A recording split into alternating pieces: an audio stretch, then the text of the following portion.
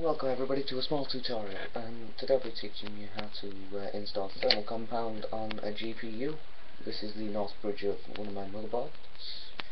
I'll be teaching you how to install thermal compound onto that. So, for north bridges, basically all you need to do is there's two pins here. There's one pin here, one pin here. Push them both down equally to release them. Now before I did this video, I've already cleaned off the thermal compound from both the heatsink and the chip, so I'll just get straight to it and install the thermal compound. So we'll just get the lid off. We've used this a couple of times before now because I've had a couple of systems needed some fresh thermal compound, one of them including mine. Now the one thing that you've got to remember is that thermal compound is conductive, and that's what it's used for, heatsinks and processors.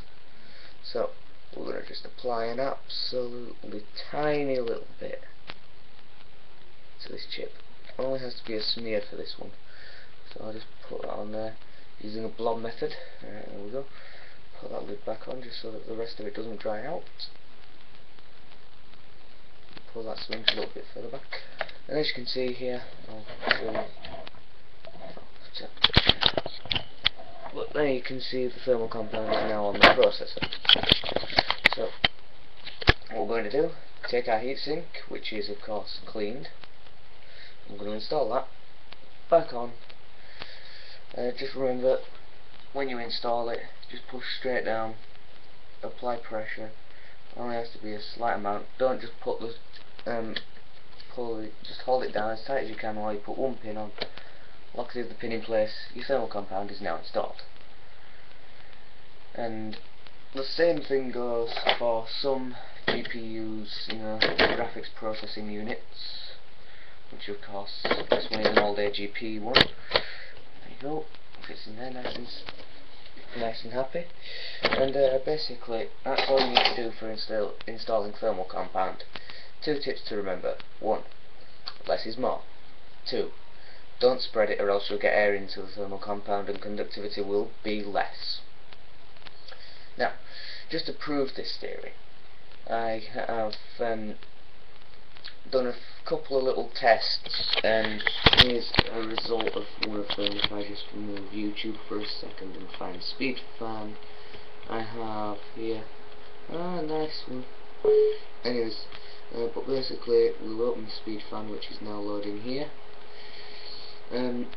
Just please wait while it finds the rest of the stuff. There we go. And the hottest here it's saying is 60 degrees. This is a secondary system. I did not put any thermal compound on there. This is the processor. That's one that I put the thermal compound on. Now that would have hit 60 degrees, but it didn't. So that's okay there. And that's pretty much proof.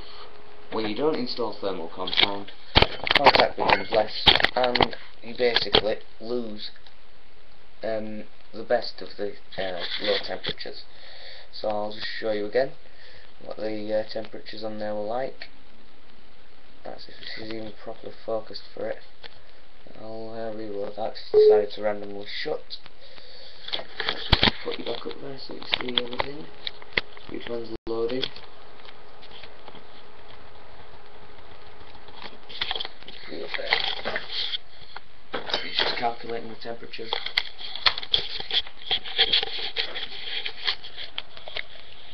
Okay, the hottest of that lot is my GPU. So that's my graphics, that's my processor. The processor has recently had the new thermal compound, and so it's staying nice and steady there. As you can see, 59 degrees is it's acceptable. Those temperatures will drop. I'm running Prime 95. As you can see, the CPU's clocked up almost to the max right about now. Not just that, I'm running multiple applications like AVG and things like that, and I think I've still got a scan going anyways. But that's 61 degrees on that car and 58 on the other one, which is pretty much acceptable. And of course then there's the other two temperatures, which is basically case and hard disk. But the most important bit is that lowers all the temperatures. So it's starting to steady now, and that's pretty damn good. So my CPU is a Core 2 Duo on there, T5500 at 1.6 GHz. My laptop has 4 gigs of RAM and an 80 GB hard disk. Wish I got an SSD, but anyways, doesn't matter. Still got a bootable system, and it's still relatively quick. But anyways, getting back to this is an old motherboard from a Compaq Evo D310 2002 model, I believe. In fact, I'm going to prove that. I think I have got some spare DDR2 memory somewhere. Excuse me, here it is. Right, now to just prove my thing here. There's different types of RAM. I'll get the original RAM for this board and just compare the two. So here's that DDR2 RAM. I'll show you what that is. I'll just get it up close to yours. Focus it. Focusing on that. Oh.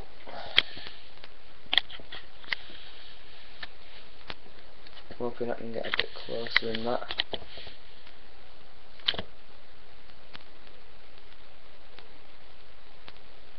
Oh, I can hardly hold this straight, man.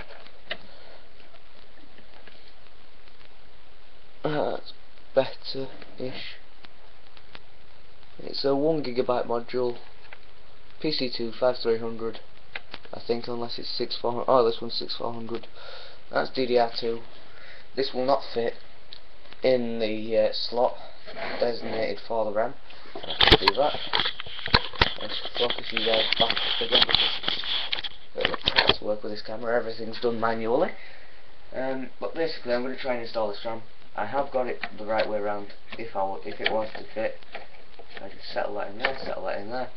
As you can see, it's seated in the slot now, just nice and happily seated. But no matter how much pressure I put down, as soon as one side locks, it won't go in. So I'll prove that the DDR400 memory, which is this stuff, I'll show you this. Elixir.